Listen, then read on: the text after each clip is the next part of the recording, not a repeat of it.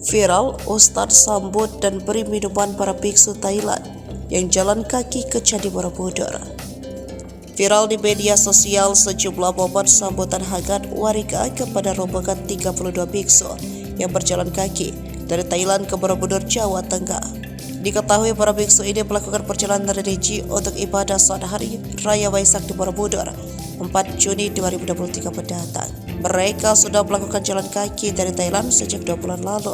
Warga Indonesia yang melihat rombongan biksu ini pun memberikan sambutan hangat, dari menyapa, memberi cendera mata hingga memberikan minuman, seperti yang diunggah oleh salah satu akun TikTok Selasa 16 Mei 2023 yang tampak mengunggah momen pembagian kopi krimer dari warkop untuk para biksu. Para biksu tampak duduk lesehan, sedangkan seorang pria memakai baju gamis warna hitam tampak membagi-bagikan kopi. Kemudian dalam video lainnya tampak warga membagikan air kemasan untuk para biksu dan menyapa mereka dengan ramah di Jalan Indramayu.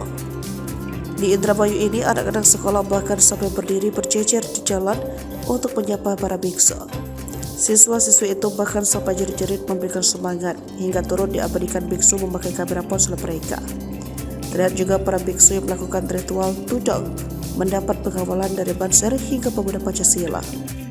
Di sisi lain, dalam unggahan akun TikTok, tampak warga memberikan cendera mata untuk para biksu.